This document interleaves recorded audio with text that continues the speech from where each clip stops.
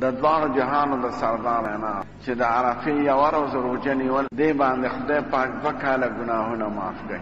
د عاشورې په یوه روژه 1 کال ګناه معاف کیږي، او د عرفې د ورځې روژې نیولو باندې د 2 کالو ګناهونه معاف کیږي، د تیر کالم او د آینده کالم.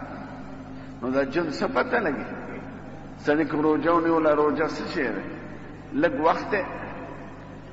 نو خدای پاک په خپل فضل و کرم کې یو بهانه غواړي. نو که سړي یو روژه ونیوله د عرفې د ورځې، نو 2 کاله ګناهونه پرې معاف کیږي.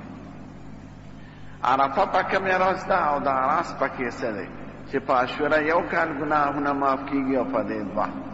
میاشت چونکې د ګل په شپه ښکاره شوې ده په اللهم، او زه په خپله پکې وم. نو د ګل په شپې نه چې حساب شي، نو ګل او ګل 8 او 9 چهارشنبې په ورځ لوی اختر دی.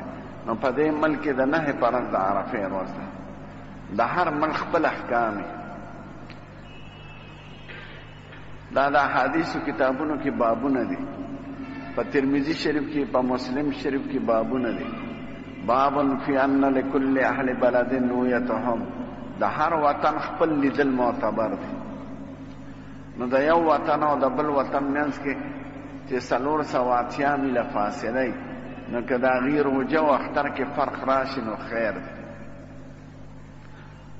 نو دا به نه وایه چې سعودي عربو کې داسې دی. نه، موږ د دې ځای تابع یو، منځونه هم د دې ځای دي، خوراک هم د دې ځای دی، اوقات هم د دې ځای دي، نو روژه به هم د دې ځای په حساب وایه.